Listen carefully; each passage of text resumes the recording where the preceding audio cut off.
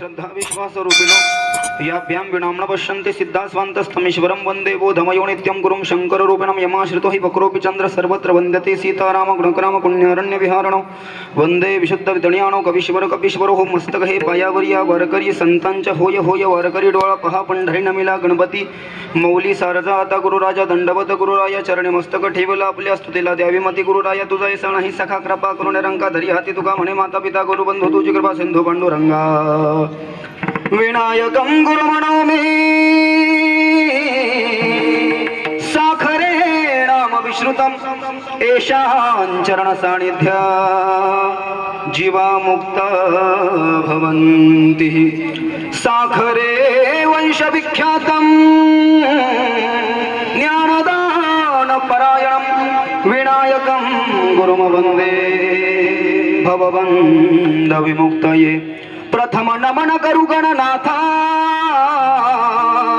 उमा शंकराची आसुता चरणावरी ठेवोनी माथा साष्टांगी आता दंडवत शिवरायांचे आठवावे रूप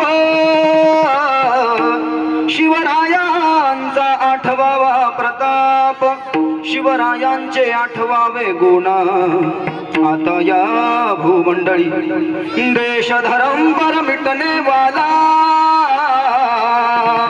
शेर शिवा का छावा था महापराक्रमी परम प्रतापी एक ही शंभु राजा था ओम शरणागत दीनार्थ परित्राण परायण सर्वस्यार्थ हर देव साईनाथ साईनाथ नमोस्तुते विठ्ठल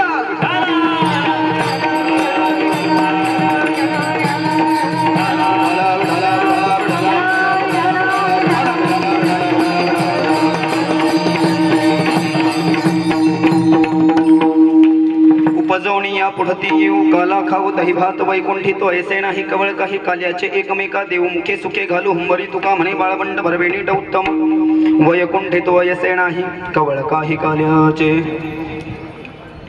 प्रस्तुत प्राप्त कीर्तन रूपी सेवेकरता घेतलेला भंग विठोबाचे प्राणसखे पंचम वेद निर्माते देहूचे सुप्रसिद्ध साधू महान भगवत भक्त साधकांचे मायबाप महाराष्ट्र भूषण भक्ती ज्ञान वैराग्याचे मूर्तिमंत उदाहरण असलेले जगतवंदनीय परमपूजनीय संत श्रेष्ठ संत शिरोमणी संत सम्राट श्रीमंत श्री जगद्गुरु संत तुकोबाराय महाराज यांच्या देवर्डीकृत भंग गाथेतील 4092 भंगापैकी 3687 नंबरचा 4 चरणाचा उत्कृष्ट महत्वाचा सुंदर 375 वर्षापूर्वी तुकोबारायच्या वाङ्मयातनं देहू गावी भंडाऱ्याच्या डोंगऱ्यावरती भंडारा मळावरती तुकोबारायांना पांडुरंगाचा जो काही आत्मसाक्षात्कार झालेला आहे तदनंतर ज्या गाथ्याची निर्मिती झालेली आहे त्या गाथ्यातला 3687 नंबरचा 4 चरणाचा काल्याच्या प्रसंगातले लॉर्ड भगवान श्रीकृष्ण ज्या कृष्णाने ज्या लीला केल्या आहेत बर्थ प्लेस ऑफ श्रीधाम वृंदावन उत्तर प्रदेश तिथे भगवंताने ज्या लीला केलेल्या आहेत त्या लीलेचे वर्णन करणारा असा काल्याचा भंग 4 चरणाचा उपस्थित श्रोतुगणांसमोर सादर केलेला आहे विठ्ठल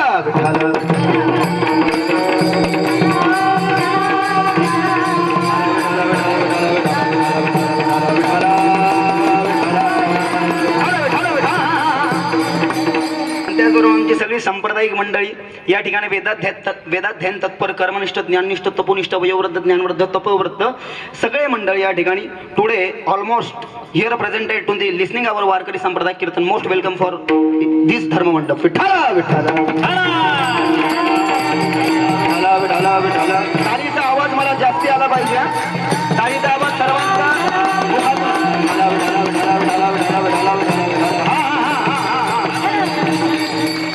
एक भजन घेऊ साई माझा माझा माझा माझा साई माझा मी साई साई हरी बोल साई माझा माझा माझा साई माझा मी साई सबकी आवाज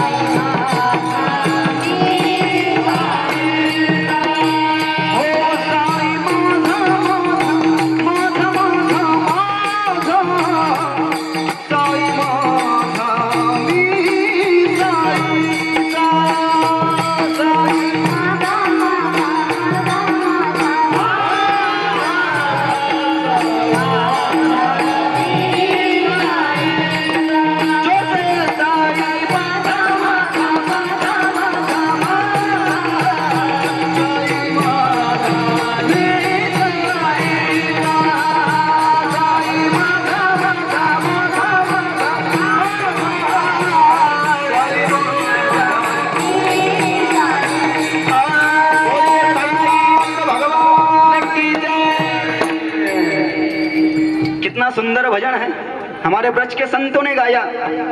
मिलता है सच्चा सुख केवल साई तुम्हारी चरणों में। खऱ्या सुखाच्या प्राप्तीसाठी बाबांना शरण यायचं आहे आपल्याला।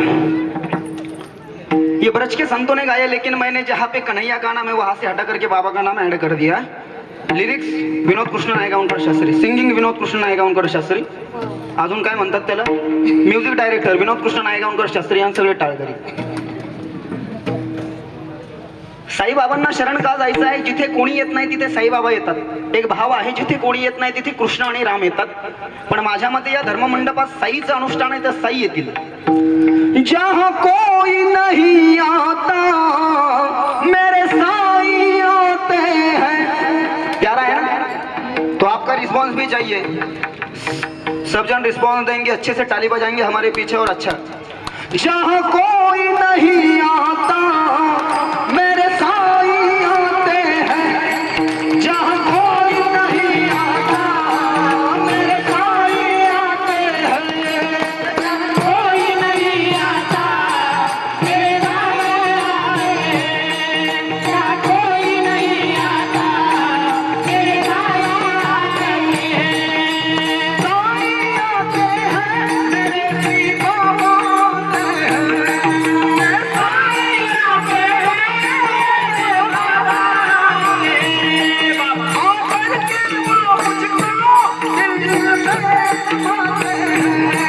आकर के वो मुझको दिल में समाते हैं। हो जहाँ कोई नहीं आता मेरे साई आते हैं। जहाँ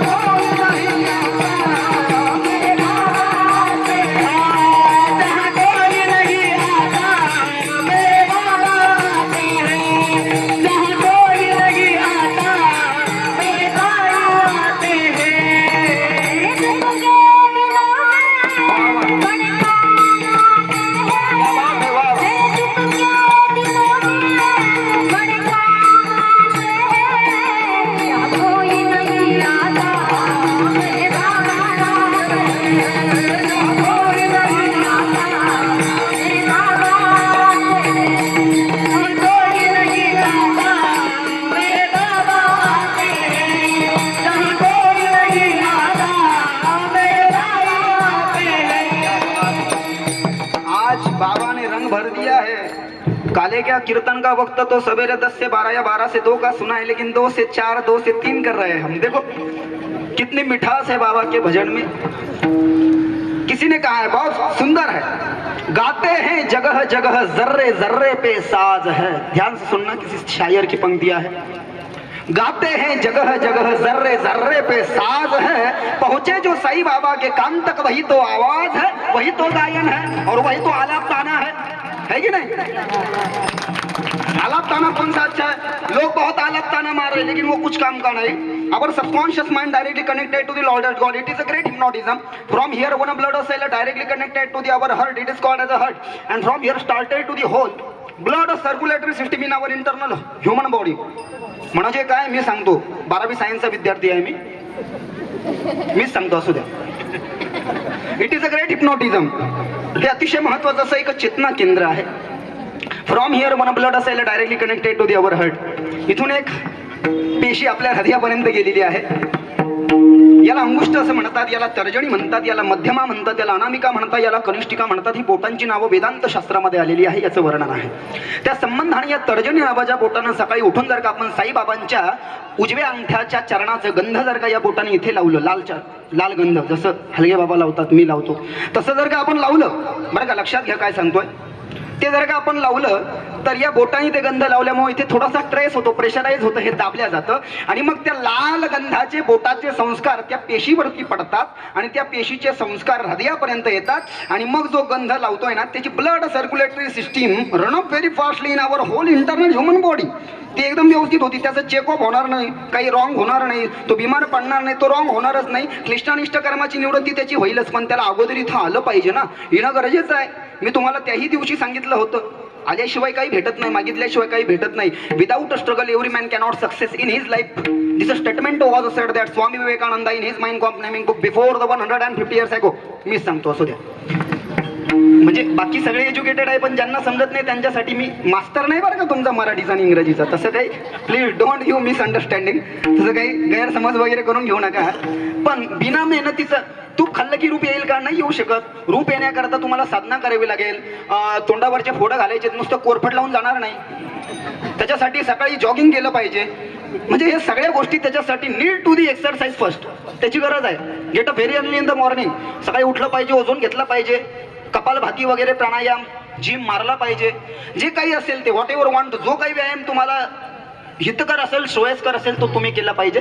तरच या ठिकाणी बाह्यरंगामध्ये काही रोग वगैरे असतील तर ते जातील. नुसतं काही लावल्याने जसं तूप खाल्लं की रूप येणार नाही, तसं नुसतंच कॉप्या मारून एखाद्या वेळेस जमलं होऊन जाईल पास, नाही तर नाही होता येणार. ते एखाद्या वेळेस पकडल्या गेलं तर फेल होण्याचे चान्सेस आहे. त्यामुळे या ठिकाणी नीड टू द स्टडी. असाध्य ते साध्य करिता सायस कारण अभ्यास तुका म्हणे. Practice make man perfect. William Shakespeare म्हणतोय की नाही? अरे अभ्यास हे कारण आहे. तुम्ही गायनाचा रियाज करा बरं. रोज किती रियाज? 8 घंटे जर का रियाज केला तर सुरेश वाडकर होता येतं. 16 घंटे रियाज केला तर झाकीर हुसेन होता येतं. 10 तास मृदंग वाजवला तर दासोपंत स्वामी होता येतं. आणि 18 घंटे जर का अभ्यास केला तर परमपूज्य किसन महाराज साखरे होता येतं. 8 घंटे अभ्यास केला तर विनोद कृष्ण नायगावकर शास्त्री होता येतं. जीवनाची dedicate to the lord at god साईबाबाला शरण झालं तर हलगे बाबा होता येतं. मग तुम्ही कोणत्या कॅटेगरीमध्ये आहे घरी जाऊन हिशोब करायचा. नेमकं तुम्ही किती वेळ करताय, उठता कधी, काय करता हे तुम्ही ठरवा. पण हे कशामुळे होतंय उत्तर भेटत नाही. का भेटत नाही तर तुम्ही बाबाकडे येत नाही. अरे या ना बाबाकडे. बाबाला म्हणा बरं. बाबाला म्हणायला पाहिजे, मंदिर में रहते हो साई बाबा, कभी बाहर भी करो, मैं रोज तेरे दर आता हूँ, कभी तुम भी मेरे घर आया करो, शिरडी में रहते हो साई. तुम बाहर कब आओ, तुम्हें शिरडी को जाना पड़ेगा. आणि माझा सांगण्याचा मुख्य उद्देश काय? मी हे काय उचल तू म्हणाल अभंग काल्याचा का साई कथा सांगताय? अरे बाबा, जन्माला आल्यावर साईला किंवा कृष्णाला शरण जायचं आहे. अभंगाचं ते पहिलं चरणच आहे. उपजोनी या पुढती येऊ. पुढती येऊ म्हणजे कुठं जाऊ? सैराट पाहायला जाऊ का? नाही. उपजोनी या पुढती येऊ आणि काला खाऊ दही भात. काला हा कृष्णाचा प्रसाद आहे आणि आता जो डाळ बट्ट्याचा प्रसाद खाणार आहे तो साईचा प्रसाद आहे. तो प्रसाद खायला आम्ही सगळ्यात अगोदर पुढं येऊन बसू असं अभंगाच्या पहिल्या चरणात सांगतायत. उपजोनी या पुढती येऊ काला खाऊ दही भात. उपजणे म्हणजे जन्माला येणे. तुकाराम महाराज या ठिकाणी विधान करत आहेत. व्याकरणाच्या परिभाषेमध्ये अभंगाचं सविस्तर चिंतन करण्याचा प्रयत्न केला तेव्हा आपल्या लक्षात येईल. पहिल्या चरणामध्ये पूर्वार्धाच्या पहिल्या शब्दाला संकेतार्थी क्रियापद संबोधतात तुकाराम महाराज. उपजून या. तू म्हणाल महाराज इतका वेळ आहे का व्याकरण काय सांगत बसलाय? परंतु व्याकरण जर का सांगितलं नाही तर ते अभंगाच्या भूमिकेला यथायोग्य न्याय देता येणार नाही. आणि किंबहुना आय होप माझ्या मते कीर्तन करायला 32 विषयाचं न्याय घटित पद्धतीने, शांत पद्धतीने, विद्युक्त अद्युक्त सद्युक्त पद्धतीने त्याला अध्ययन असावं. 32 विषय सांगितले जातात कीर्तनकाराकरता. साखरे महाराज सांगायचे आम्हाला. 32 विषयांचं चिंतन आपणा समोर सादर करत होतो. वेदांत 1, व्याकरण 2, उपनिषद 3, वेद 4, श्रुती 5, पुराण 6, संस्कृत 7, तत्वज्ञान 8, ऋचा 9, संहिता 10, वास्तु 11, ज्योतिष्य 12, कृषी 13, स्थापत्य 14, आयुर्वेद 15, ज्ञानेश्वरी 16, गाथा 17, हरिपाठ 18, काकडा 19, चांगदेव 65, 20, विचार सागर 21, वृत्ती प्रभाकर 22, संत लीलामृत 23, संतांचे चैत्र 24, भक्ती विजय 25, भावार्थ रामायण 26, एकनाथी भागवत 27, श्रीमद भगवद्गीता 28, विष्णू सहस्रनाम 29, पंचदशी 30, पंचकरण 31, सार्थ अनुभवामृत अनुभव वशमत 32. दॅट इज द परफेक्ट कीर्तनकार. विठ्ठला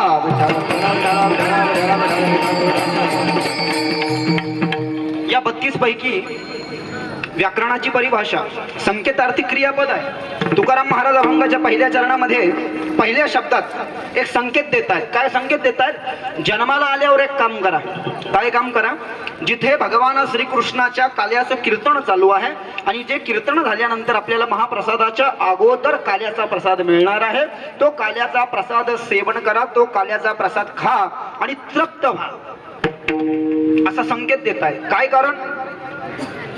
कारण जैसा भोजन खाइए तैसा ही मन होय, जैसी पाणी पीजिए तैसी वाणी होय. कबीर महाराज ने कहा है जसं खाल्लं, जैसा भोजन खाइए तैसा ही मन होय, जैसा पाणी पिजिये तैसी पाणी होय.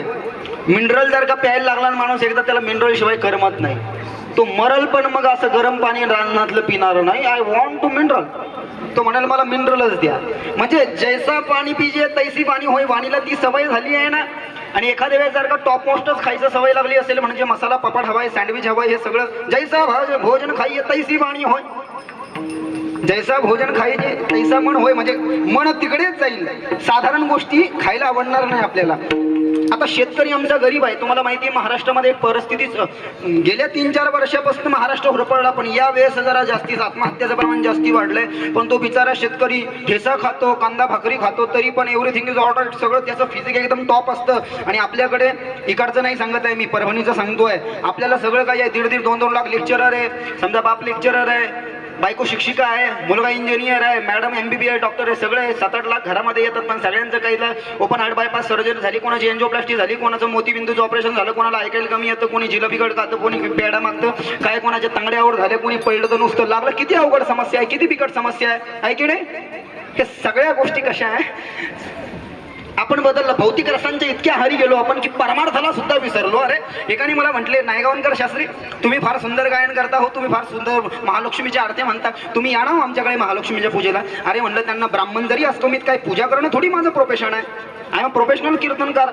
मी ते कीर्तनाचा व्यवहार ते आहे माझं काम.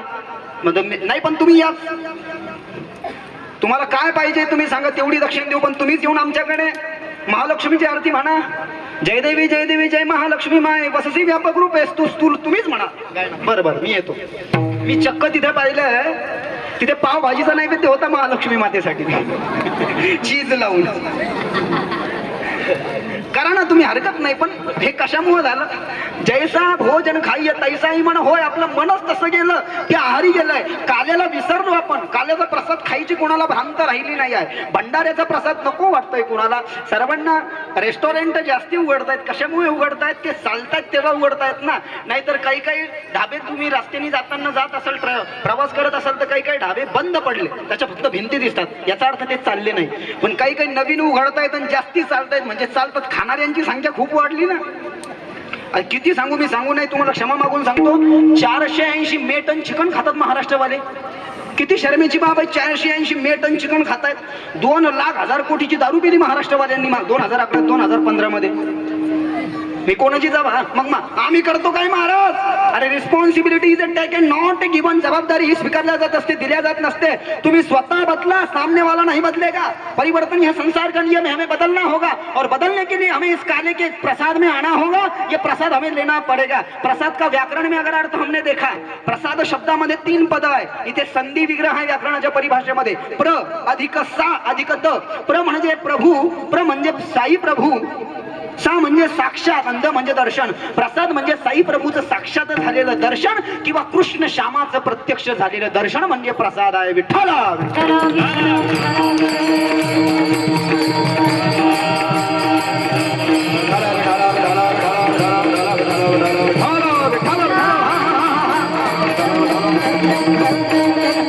का प्रसाद घ्यायचा आहे, प्रभूचं साक्षात दर्शन होतंय आपल्याला. नव्हे तो साई आहे. तुम्ही पहा, काही समस्या जर का असली ना तर कोणी मदतीला येणार नाही. शेवटी एक ईश चैतन्य, एक परमात्माच आपल्या मदतीला येणार आहे. किसी शायर ने गाया आहे. शब्द लिरिक्स माझेच आहेत, शब्द थोडेसे फक्त साईबाबांच्या मनात घातलेले. हे सगळे गाणे जे आहे कृष्ण परमात्म्याला वृंदावनला मी राहतो त्यामुळे तिकडे समर्पित आहे. पण इकडे आल्यावर माझं जिथं गेलं तिथं तसं. एखाद्या वेळेस समजा मी गजानन महाराज तिथे गेलो तिथं ते शब्द टाकून देत असतो. पण हरकत नाही, तर एकच आहे सगळीकडं. एकच तत्व आहे, ते अंतिम तत्व एकच आहे, लक्षात घ्या. कोणीतरी म्हटलंय, जब कोई बात में गड़ जाए, जब कोई मुश्किल आ जाए, तुम लेना साई का नाम, ओम साई राम.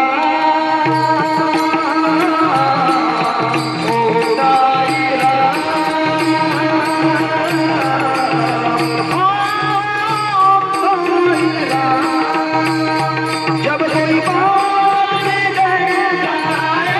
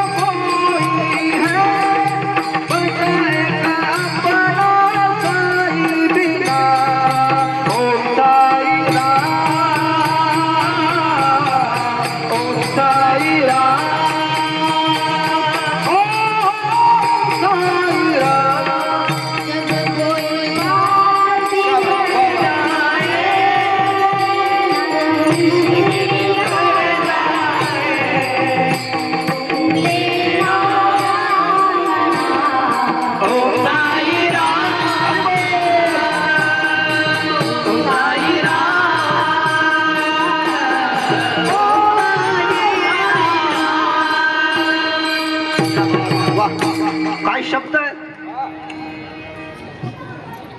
ना कोई था ना कोई है, बस एक अपना साई बिना, ओ साई राम,